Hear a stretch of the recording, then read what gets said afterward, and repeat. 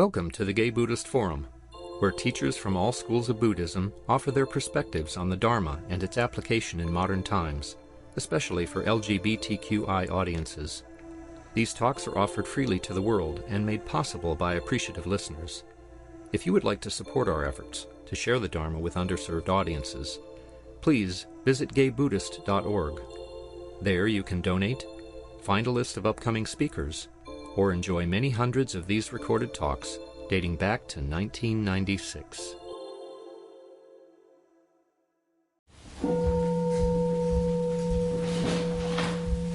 Welcome back, everyone. Welcome to our Gay Buddhist Fellowship. Is there anyone new or returning from a long absence that would like to say?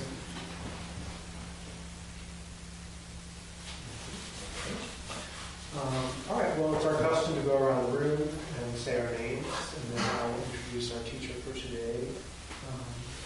So my name is Grisha. Lucky. Greg. My name is Henry. I'm David. Andy. Andrea. Jerry.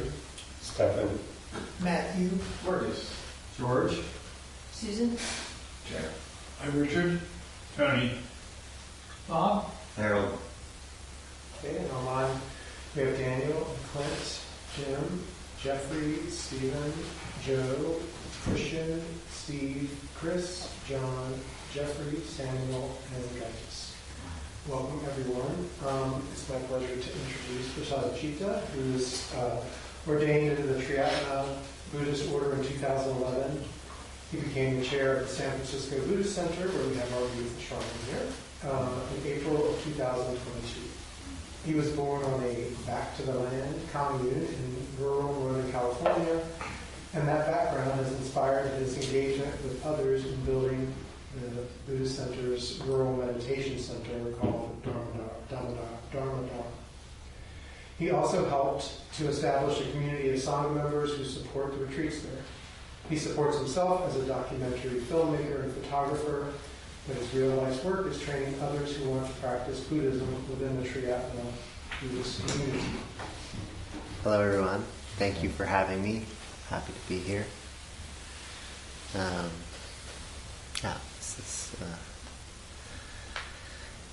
This is the first place I came 23 years ago or so. This room was where I was taught to meditate by my preceptor Shantinayaka, who lives in Vancouver now. And I was just thinking about that. And and thinking about sharing just this being quite a different context, just the Gay Buddhist Fellowship, which I really appreciate coming to.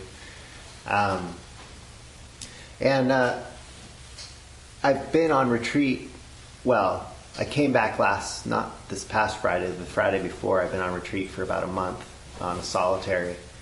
And one of the things I was thinking about is what I would talk about this night, among other engagements that I have.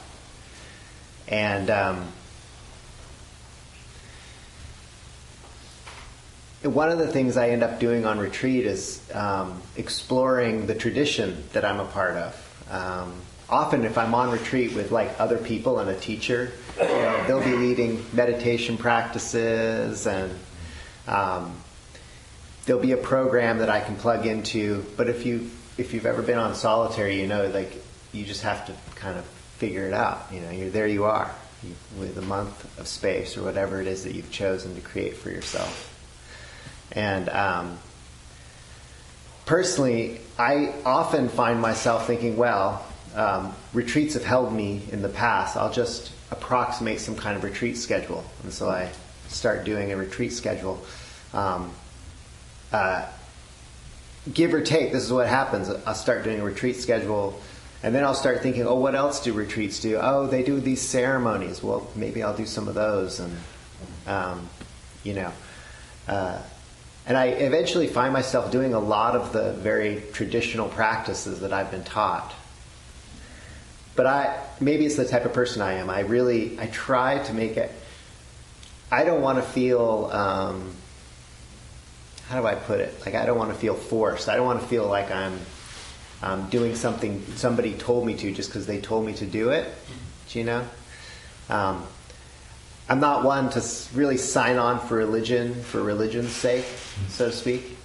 And yet I find myself doing all these very religious things, which I don't necessarily have to get too into. But I wanted to ask people here, actually would like a response. And I'm interested in both for better and for worse. For better and for worse.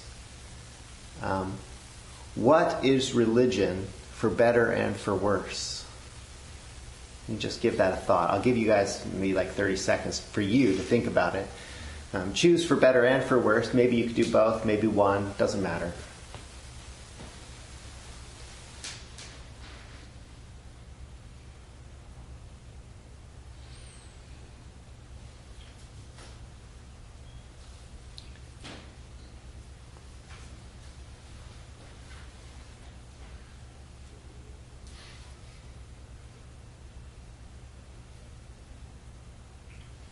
That's probably enough. For better and for worse. Well, for me, religion is a lot of chanting and singing of beautiful poetry. Thank you. I want to ask you if that's for better or for worse. You don't have to say. Go ahead. Anybody else? For me, religion for better is a source of faith for getting through tough times. Uh-huh. For worse, it's an organization telling me what to do. Thank you. For me, religion is a leap of faith into the unknown and a certain surrender. Thank you. And sometimes that's for better and sometimes that's for worse. Wow. Great. Thank you. A sense of community. Uh-huh. And I think like that also for better or for worse, you can feel very included or very excluded from that, right? Uh-huh. Yeah. Great. Thank you. For better, it's looking into the unknown, Uh-huh. and for worse, it's stereotypical behavior. Thank you. I think for better, as a child, it was a sense of community in a small little place that I grew up in. Uh-huh. And it was a way to have a sense of social engagement with others. And then as an adult, for worse, it was just a sort of regiment that didn't coexist with my sense of self as an adult. So, A regimen. Yeah. yeah. Thank you. Living. Oh, a regimented way of living, maybe. Yeah. Yeah. Well, two force. Yeah. 2 force. Yeah. Thank you.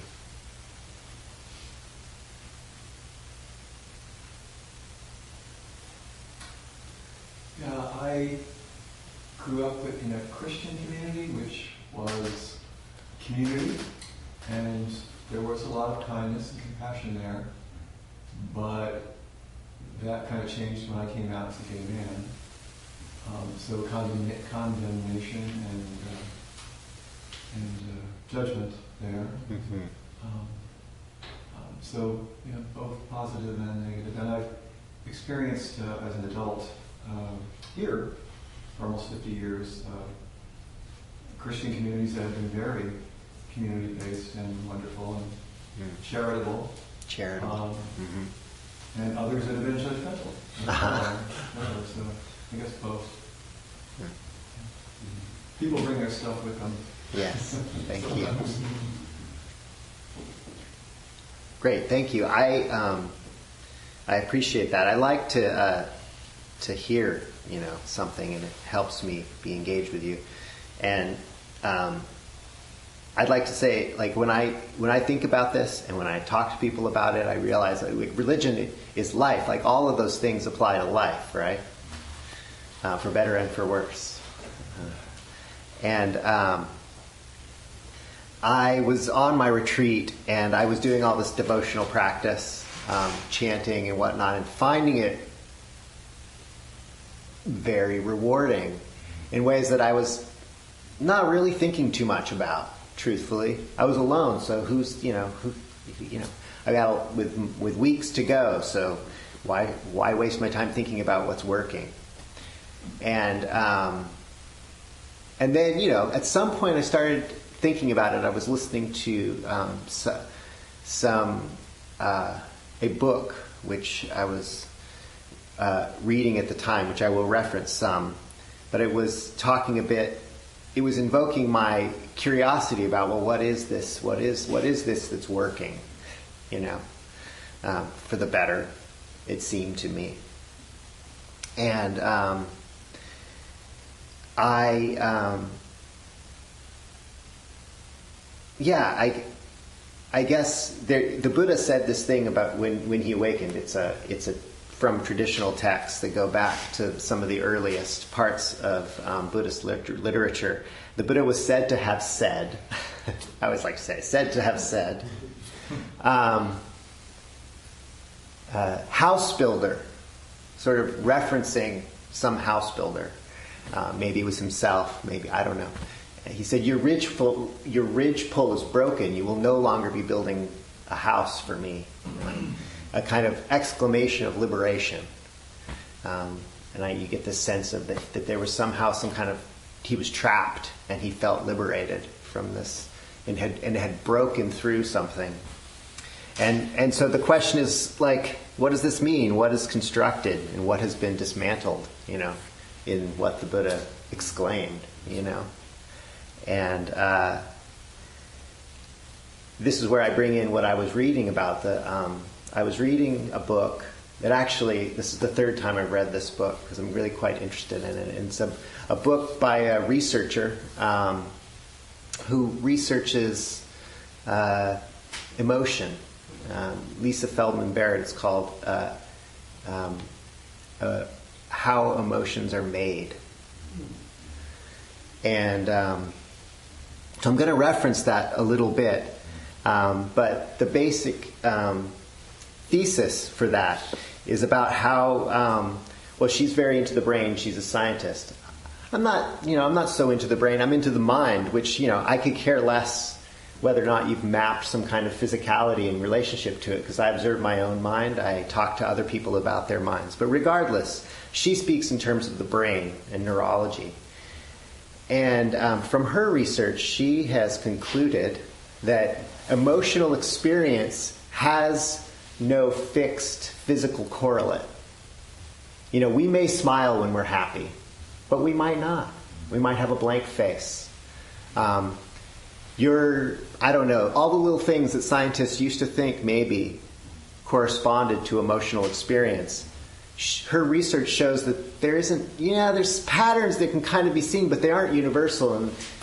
And essentially, the human experience of emotion is one that's actually far more varied than any notion of what happiness is, or what anger is, or what kindness is, or what fear is.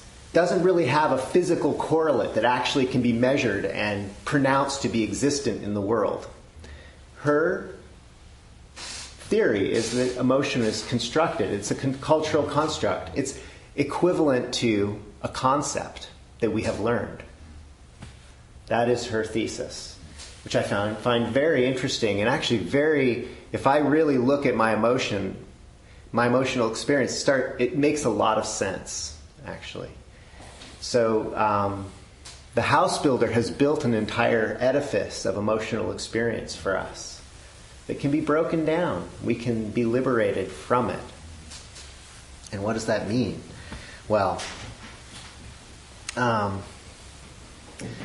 Buddhism is about emotional liberation. It's about being free to maybe discover or even create new emotion, new ways to relate to the world. And that's what occurred to me, that maybe my devotion and these practices, these chantings are this sitting alone for a month is a way of me searching, discovering, finding new ways of perceiving my emotional landscape that sort of lift me out of creatively and sometimes quite abruptly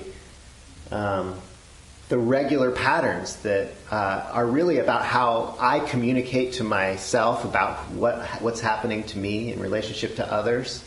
And also it's how I communicate to my loved ones, to my coworkers, about what's happening with me.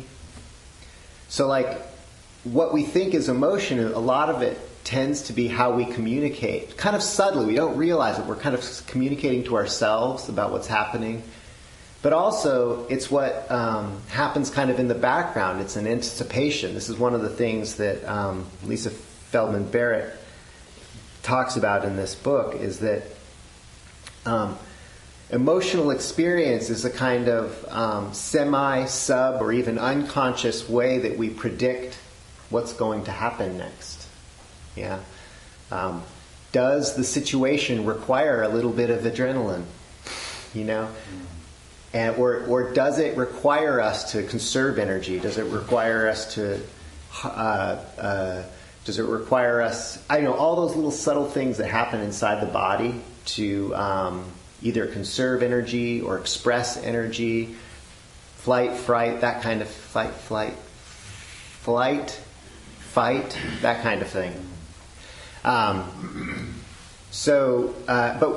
But she suggests that actually that what seems like an unconscious reaction is something that tends to correspond to a conceptual construct that we have both communally and internally reified, so to speak. And therefore, if that's true, which is what she posits, the theory of constructed emotion is what she calls it. If that's true, we can take the bull by the horns, so to speak, and learn new emotional ways of experiencing. And then if we learn them enough, they might start coming spontaneously. If we imagine them into existence, they might actually start becoming this. And this is actually my lived experience when it comes to devotion. I will tell you that the notion of bowing to Buddhas and doing these chants and imagining that I'm asking, Green Tara, who's the active compassion in the world, to somehow help me. Those all sounded very strange to me when I started practicing Buddhism. I was very philosophically based when I started. I was the idea that everything has a condition, and when those conditions change, so do everything else changes, was why I knew I was a Buddhist. And that seemed very straightforward. Yeah? But then what is all of this devotional practice and chanting about? I don't know. But I did it because I had faith in that idea, and I also had faith in the community that I was practicing with. And I found that it was having an effect, slowly but surely over time. And then over time, I started spontaneously having really what I could only describe as sort of religious feeling, like the chills when I would think about how grateful I was for the context I was in and the teachers who came before them, that kind of thing. Like things thoughts that I'd never really... Emotional experiences sort of didn't fit my general experience, and when I look at the tradition, actually fits very well, so to speak. New emotional landscape.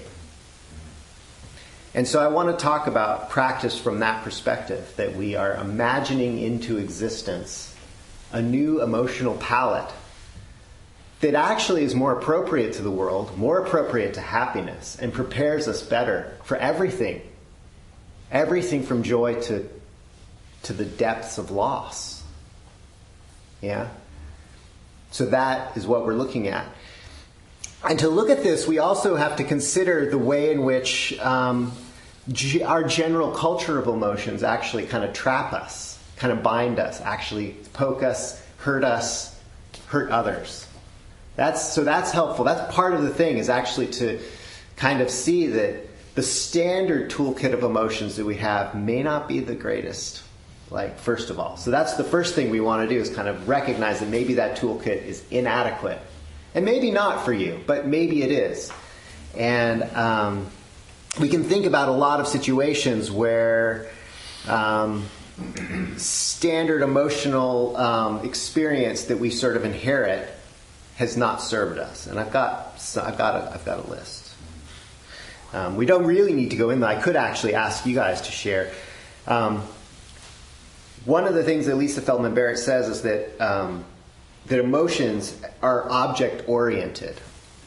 Yeah, and I think that is not hard to kind of realize. They don't come from nowhere. They tend to be conceptually object-oriented in the sense that they achieve a goal. They prepare us when we see a thing we want, don't want, etc. They prepare us almost physically to come confront that thing, right? Or to consume that thing, like saliva. When we, like when we see a really nice piece of food. That's an emotional experience. We're being prepared to eat this food. Or adrenaline. We're being prepared to pummel somebody. Who knows, So I'm going to... So, I've been learning to play the guitar. And one of the emotions that's kind of object-oriented is the anticipation of playing in front of other people and how difficult that makes it to kind of learn. Sometimes when I'm playing by myself, I'll play for hours and I'll just get it just right. I'll know that, I can do it, but I can't do it every time. But I know I have this knowledge that actually my fingers and the timing will work from time to time. And then, as I practice, the time to time becomes slightly more often and more often and more often. But yet, when I stand in front of somebody, it's never. Right? And it's that the object is that I will be able to achieve impressing people with what I know I can do, but actually am not able to do when I'm nervous. And so I have an emotional experience. Most people would call it stage fright. Like that's a way of describing this emotional experience. And it doesn't really serve me very well. Yeah. So anyway, just to say that's an example of emotional experience not really preparing me for what I would like it to prepare me for. I would like it to prepare me to be calm, collected, and concentrated in the way I am when I'm alone and really just interested in the tactile feeling of my guitar and the sound of my voice corresponding to it, right? And it's an exploration that I want to do. I just want to be able to do it in front of people, right? That emotion is not preparing me for appropriately for the experience. In a sense, I'm trapped by it. And, you could think of people who go into business and who the object of their situation is that their sense of self is connected to kind of their success or their, what they know they can earn, so to speak, and this kind of thing. And so that the ups and downs of business is torturous and nerve-wracking, right?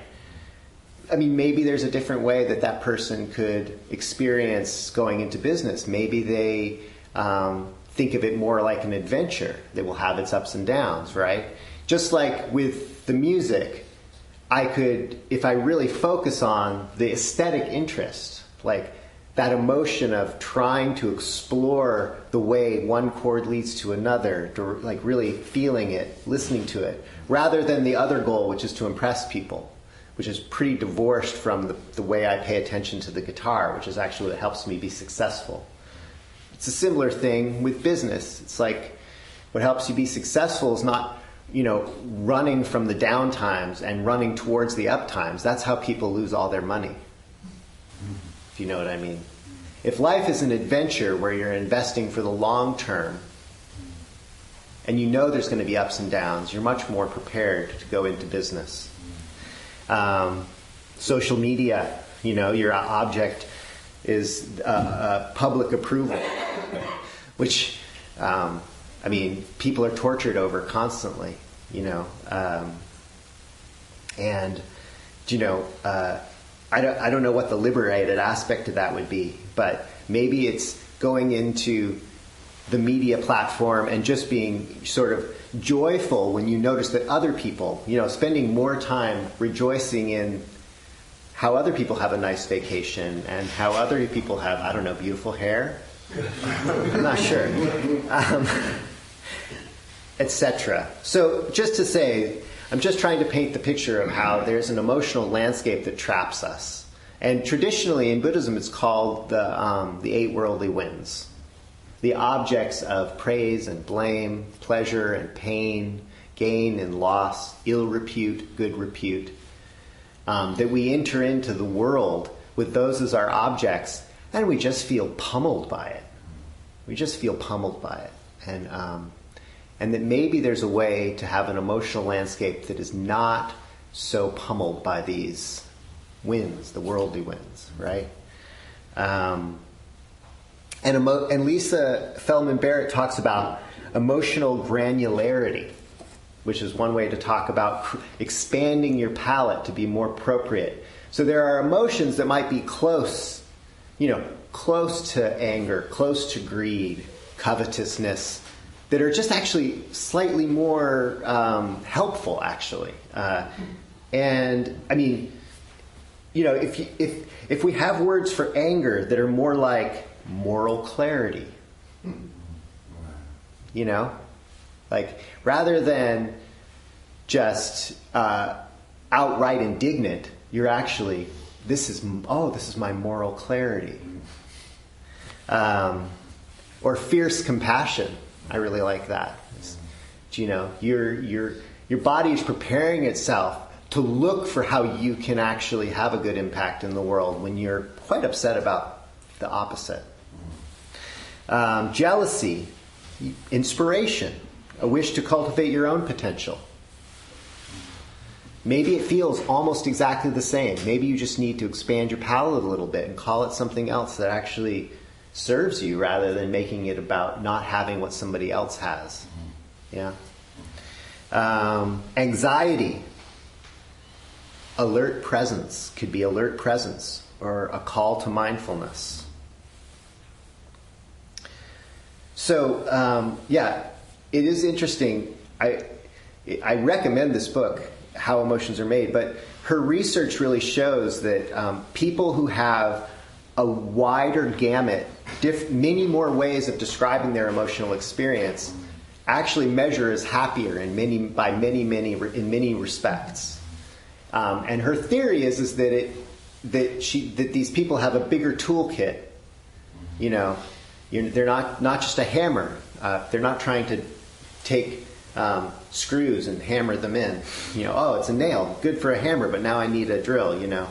The point is a better toolkit for preparing ourselves for the world. So, coming back around to enlightened emotional reality, we do have an emotional palette that the Buddha presented to us. And I'm not going to go into all of them, but there is things like the perfections, also known as the paramitas. There are 6, depending on the system you're looking at. And things like generosity, patience, wisdom. Anyway, I'm not going to go into the paramitas, but the Brahma Viharas are very common. That is equanimity, universal loving kindness, universal compassion, and universal sympathetic joy.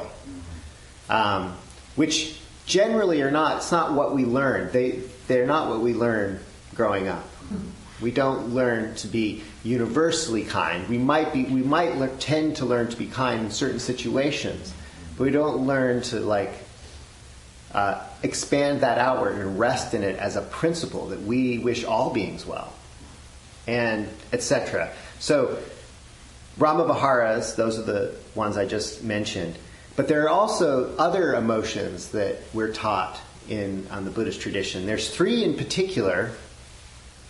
Shraddha, which is translated as faith, but actually let's just use the word Shraddha so that we can get away from the problematic nature of the word faith. Shraddha, or Saddha, which etymologically apparently means something like to be willing to place your heart upon. But generally means something like conviction in, inspired conviction in. And then there's two other words. I'm going to go into these three words. There's two other words. There's Hri and apatrapya. And both of them roughly could be translated as shame, which is really awful. Yeah, because they're not. The best translation I've heard says that there's something like self-respect in relationship to others is apatrapya, and self-respect in relationship to yourself is Hri. Which means that you have a notion of the goodness of yourself. Yeah? And when you fall short of that in relationship to the perception of others, you experience apatrapya. Which means self-respect in relationship to falling short, in relationship to the perception of others. Meaning you want other people to perceive you the way you would like to perceive yourself. Hri is the other way around. It's your perception of yourself in the most positive light when you've fallen short of your own ideals. Yeah. So Hri is like it's like raw self-respect. It's like that subtle, I like to think of it as kind of a blushing in the face of me knowing how much I would like to grow into my own ideals from where I am, as a kind of vision, as a kind of imagined vision. And that's an emotional experience that is very, very positive, nothing but positive. It's not shame in any of the negative senses. It's only positive. And that's why I try to say we have to create a new emotional word. It isn't this other word at all. It's this word that really is about us being like, wow, I'm so excited to grow into what I want to be. And I am not that. Yeah? And that can be in relationship to the perception of others and perception of self. And so that's what these devotional practices are about, partly. And one of the things I've done is put up here on this shelf a picture of one of the meditations we do in my tradition, which has roughly, it's very complicated, it has roughly 50 figures on it. And they're all enlightened figures. Everybody from the actual historical Buddha is on there, to Padmasambhava, who is a kind of rogue-like looking amazing figure from Tibet that has these like fantastic eyes that just takes everything in with a lot of energy. To Milarepa, who somebody was talking about earlier today, is on there. Milarepa's on there. To 6 of Sangharakshita is on there, who's the founder of our tradition. And what we do is we sit and we imagine all these figures, something like that. I'm not a visual imaginer, so you don't have to like envision. Some people are very visual and they imagine the whole thing, but I kind of have, I go through the list of all these characters. I have them memorized. There's 50 or more, actually, slightly more than 50. And each figure, you have a sense of them and the stories that are connected with them, like the teachings and the stories that they have. Like I've studied all 50 of these teachers in one way or another. At least I have some kind of anecdote, if you know what I mean, that comes from the awakening process from that particular teacher. And I go through all of them. Oh, this was Yogi Chen was Bhante's my teacher, one of my teachers, Bhante's meditation teacher, who went on a 4-year retreat on the edge of this Himalayan village, kind of way off. And by the time he was halfway through the retreat, the village had grown so that his hut was in the bazaar, like it was in the marketplace. So, and he used to give teachings to our teacher from this like hut, and he opened up the door, and there was people, selling potatoes and all this stuff, And actually, Yogi Chen later moved to the Bay Area. And Yogi Chen was known for like buying pets at pet stores and releasing them, which I'm not sure is out of compassion. I don't know. I don't think that sounds very intelligent, but nonetheless, he was a very compassionate man. Especially songbirds he would release. And anyway, so that's one figure, and I'll go through all 50. I know there's something about all of their lives. But they all kind of invoke a certain story, a certain emotion. And in relationship to all of them, I form this vision of how I want to grow into being part of that community. And so I cultivate Hri, faith, Shraddha, Shraddha, and apatrapya in relationship to them. And it's a very positive emotional experience. And that's what I realize is happening when I'm expanding my emotional toolbox. And I think we can do that with many, both modern examples, whether it's Thich Nhat Hanh, the Dalai Lama, Dipa Ma. There's a lot of Buddhist teachers, and you don't even have to do Buddhist teachers. Of course, you can expand into the Muslim faith, the Christian faith, any kind of native spiritual faith that you have exposure to, any figure who represents the qualities that you would like to grow into, you can contemplate. And traditionally, after visualizing this image, we do prostrations. You may have seen this. We have inherited it to some degree from the Tibetan tradition. We are not a Tibetan tradition, but we do prostrations. We do like throwing ourselves down over and over again while visualizing this particular tree. It's very religious. I'm telling you, it's very odd. And I understand it to be cultivating this aspect of emotion. So, the Buddhism is a path of emotional and existential liberation from calm instead of agitation, compassion instead of resentment, joy instead of envy, equanimity instead of attachment. And I do believe it can be done. And I think at some point it's possible to be. I think you can achieve it to a little bit, and we can achieve it a lot. But I think this whole notion of breaking out of the house built by the emotional landscape that traps us is something that is very achievable in small scale and large scale. And you might reach the point, just like the Buddha at some point, I'm hoping, all of us together, realize that we can be free from the emotions that trap us in suffering. So that's it.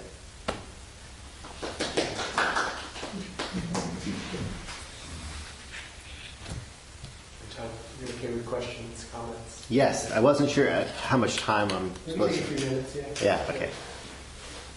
So is there a program? Are there first steps we might take to remake our emotions? Absolutely. I mean, if you read Lisa Feldman Barrett, she says that essentially creatively imagining emotions is one practice that you can simply do. So as I described, in a situation of anger, you can say, oh, this is anger, but maybe there's a way to imagine this to be something else, like she said, like that practice that I described, where you say, no, this is actually moral clarity. But of course, you need to do it yourself. Because one of the other things that she just says is that all of our emotional landscapes, we think this is anger and this is what people feel when they're angry. But no, that's what you feel then, period. Meaning it's totally unique to you and your situation and your objects of thought, if that makes sense. Every emotional experience is unique to the object of thought you're having in that moment, period. And you get to name it. You get to rename it. And when you rename it positively as a liberative experience, again and again and again, it will more be about moral clarity and less about that kind of other stale emotion that you thought actually you were having. Does that make sense? Maybe. Maybe. That's one practice. There are others. I mean, you could just fall back on the basic Buddhist practice of ethics, meditation, and wisdom, meaning follow the 5 precepts, sit quietly with non-judgmental observation, and then analyze whether or not your perceptions and thoughts are really completely true all the time, which is what the Buddha taught. Yeah. So that's the standard Buddhist. But I'm interested in the scientific notions of what works too, Yeah. Is that sort of... Mm-hmm. Yeah. Jim Stewart's online with his hand up. Okay. Thank you, Prasadachitta, for another wonderful talk. I was moved by your concern with your guitar playing, that you not disgrace yourself in public. It reminded me of once I was preparing to play a song that I had written, but it had 3 very tricky measures that I couldn't do. And I was going to abandon the whole thing. And I heard my piano teacher from long dead But when she wanted to demonstrate something, she'd say, move over. And she'd move in place, and she'd play it. And I heard her say, move over. And inwardly, I did. And she played, through me, my piece perfectly. Yes. So there's something, there's a mastery that is in us that we have to believe in, I think. Yes. Anyway, wonderful talk. Thank you very much. You could describe that as an emotion. There's some emotion of allowing yourself to be played through. Yeah. To be played through. Mm-hmm. You have to find a name for it, but I don't know. To be played through is possible.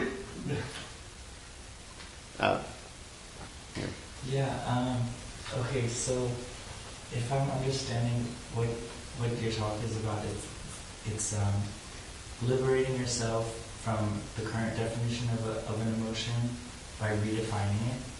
That's one way to work, yes. Okay, so this is interesting because as I learn about Western psychology and it talking about how there's certain, I would imagine like an emotion is telling you that you have a need, like a psychological need. And I think that's like a Western point of view. Mm-hmm. And then there's like interpretations of Buddhism that I've heard, which is like to rid yourself of any psychological needs. Which I don't know if that's really, I don't believe that that's possible. Yeah. But I guess I'm curious to know what your interpretation of, what your definition, could you give me your definition of emotional liberation that you said at the beginning? Emotional liberation is when your emotional experience is so appropriate to what's actually occurring that it prepares you in the way you need to be prepared. Nice.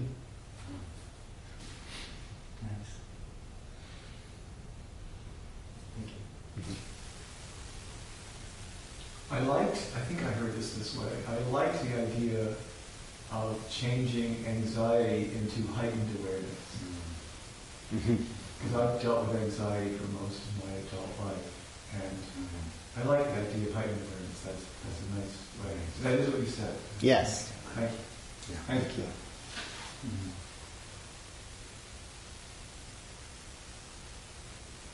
And I also am trying to allude to the broader process of creatively looking for all new ways of finding emotional space in the current emotional palette that you currently have. And only you can do that. That is one of the things about the Buddha Dharma, is that we can describe the exploration, but really only you know the landscape that you're working with. I don't. I have a vague idea of my own landscape, truthfully. But we can engage with it creatively, and we don't need to call what we experience what we think we need to call it. Yeah. That's the main thing. Oh, I had a question. What films have you been involved in?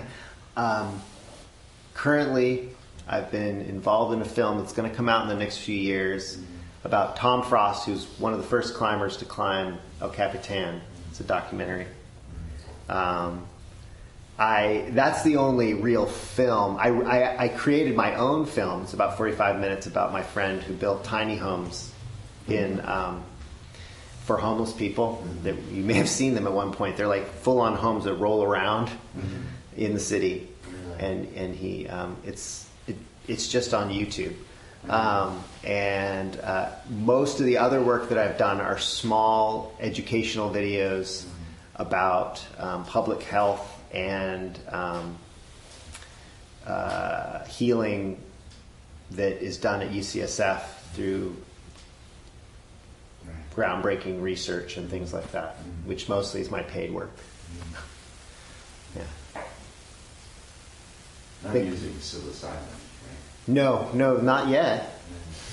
But sometimes those show on CBS, but they're kind of paid ads by UCSF. Yeah. Thank you. All right, any other questions, comments, online, offline? Not yet, right? Thank you also for what you presented. You caused me to think about emotions and what they mean. And when I think about myself, I just consider myself this complex neural, electrical, chemical being that experiences the world. Yes. And the problem comes when someone says to me, "What are you feeling?" Yes. Then I've got to label it. Yes. And that's an artificial condensation of the complexity that I'm experiencing. Sure. The other thought came when you were describing with the guitar playing, and when you were alone, you finally reached the point where you got it right on, and then you did it in front of someone else. And what occurred to me was we are so often afraid of judgment when we perform in front of someone else, rather than just doing it for ourselves in the moment. Yes. And someone else happens to be there. And I would suggest that a lot of emotion is about fear of judgment. A whole lot of it. That's my experience anyway.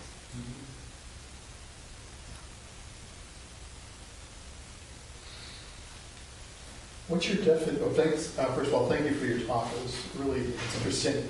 What is your definition of religion? That's interesting. I personally, this is a very inward thing. I don't necessarily use it. I usually want to know how other people define it before I even talk to them about it, because my inward decision about how I define it is so out of correlation most of the time. So that's, to be fair. Yeah, that's how I feel. Okay. But I think of religion as a kind of placeholder, as an activity that is about transforming general mundane activities and general mundane goals into a kind of universal, worthwhile goal. Yeah, because I think Buddhism, for me personally, I don't think Buddhism is a religion. I think Tibetans are religious because they have lots of stuff. But I think of Buddhism as either a philosophy or a psychology. Right. And I would say that those are both true, and that what makes Buddhism as a religion is what I've been describing today, which is that psychology tries to analyze this is just I'm not a psychologist, but I understand it to look into the environment, see who's relatively happy and stable, and see who relatively is unstable and unhappy, define why that is, and then move people from this category to that category. What makes Buddhism a religion rather than a psychology is it says, no, there's a psychological framework that all these people can grow out of and move into that transcends the general framework, rather than working with what is here and, it transcends it. It says there are emotional states that actually break all the standard mundane rules. And so in terms of philosophy, it's not a philosophy because it has practices to do that. It doesn't just spend its time describing why it's possible, or if you see what I mean, which philosophy sort of is the thinking around why something is logical, feasible, possible, or not. And it's important, but if that's all you do, and you don't spend time doing the actual mysterious practices that actually achieve it, then you're doing a philosophy and not a religion. That's how I think about it. I think my problem is I think of religion as dogma. Sure. But today you changed my mind. It's definitely not that to me. Yeah. And so therefore I don't use the term very often, because most people think of it that way. Yeah. Thanks. So to me it sounds like the key is not labeling what you're experiencing, because saying something's an emotion and it's not, or whatever. Like I sort of had the opposite experience when I first came here of your retreat experience, because I wanted to learn how to meditate, and then I happened on one time dropped in, and it was I think it's called a puja, and they were prostrating and bringing up stones and stuff, and I was like, oh my God, I was raised Catholic, and I was like, you know what, I'm not going to get into this, I'm just going to keep meditating, so it was, but it really just all worked out, because I just kind of grew up in California, right. So it was the opposite of your growing up very controlled Catholic, sure. But I had the same result because of yes. when I grew up. So I just think the key is not labeling it. Sure. I would agree in a sense, and in another sense, labeling is a part of our perceptual matrix. Like you see something, you see a tree, you just know it's a tree. There's no way you can unknow that. Yeah. And so a certain amount of our experience is simply to know this is the way I perceive this. So if you see, I don't know, a Catholic Mass happening in front of you, that's what you see. There's no way around that. And you can leave the space to know, oh, this is a constructed experience of me seeing a Catholic Mass. That's the important thing, is to understand that we have a certain repertoire of conceptual frameworks that makes us see the world we see. And therefore, we don't need to see it that way. But we also have to accept that we do. That's the middle way. That's actually the Buddhist middle way. It neither exists nor not exists. It's just part of our constructed experience that is changing and can keep changing. Meaning we can start seeing the puja as something completely different than we thought we saw initially, even though it's the same basic thing. Right, or something else could be going on that weird. That's right. And there's always something else going on. Exactly. Yes. See, that's the thing I did get out of religion. I was like, yeah, I believe in spirits. Yeah. I don't believe God really cares if I'm, talking back to my mother. Right. As a child. Right. I was a hard one. Yeah. Yeah. Well, we have to focus on the beliefs that actually serve us, that actually prepare us. And there's something about that spirituality thing that probably was preparing you for something real and important. And other thoughts don't really prepare us. And that's what we need to suss out. Yeah. Thank you for that, Susan. Cool. Thank you for a great talk and a nice discussion. It's time for us to wrap up. Okay. Yes, thank you. Hear from our host. Host? Yeah. Yes, I'm your host today. Please stay and enjoy the company of the Sangha. There are refreshments and hot water for tea. When you're finished with your cup, put it in the sink and I'll take care of it.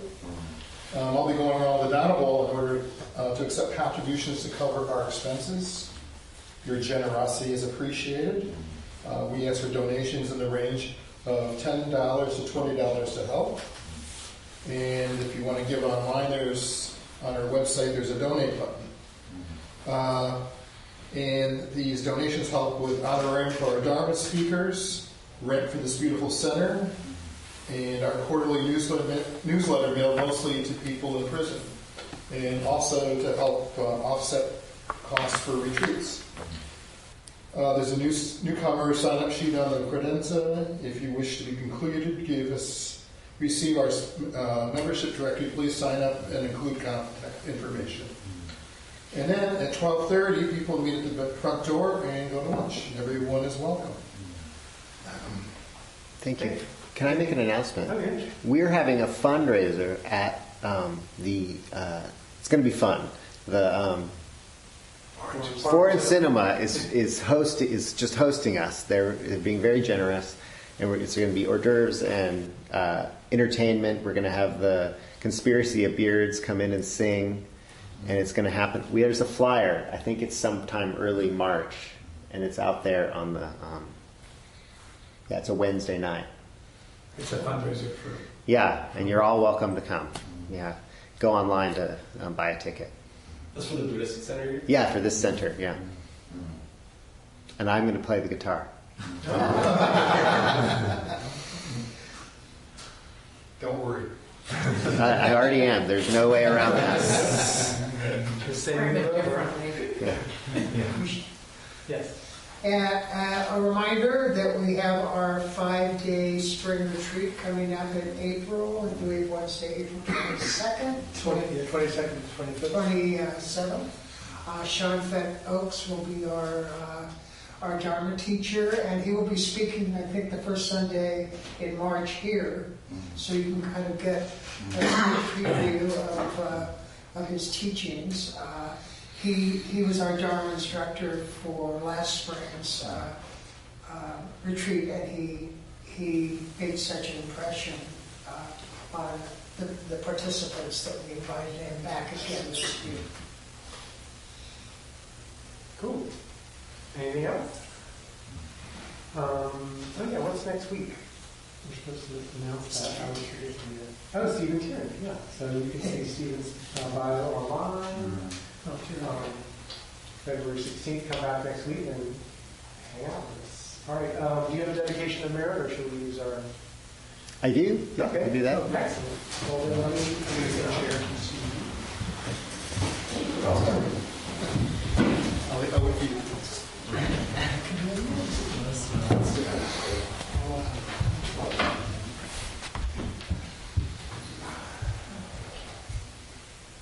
May the merit gained in our acting thus go to the alleviation of the suffering of all beings.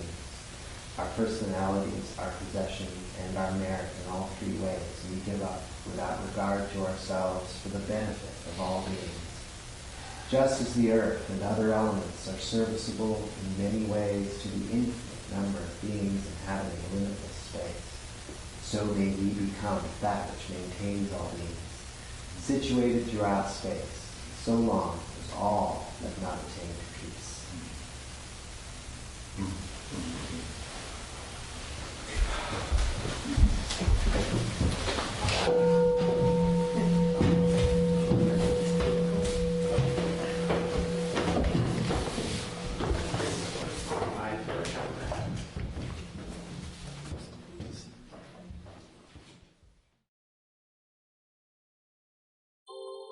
Thank you for listening to the Gay Buddhist Forum. If you would like to hear several new talks per month and be notified of upcoming speakers so you can participate live, please subscribe to this podcast, like us on Facebook, and join our mailing list by visiting gaybuddhist.org.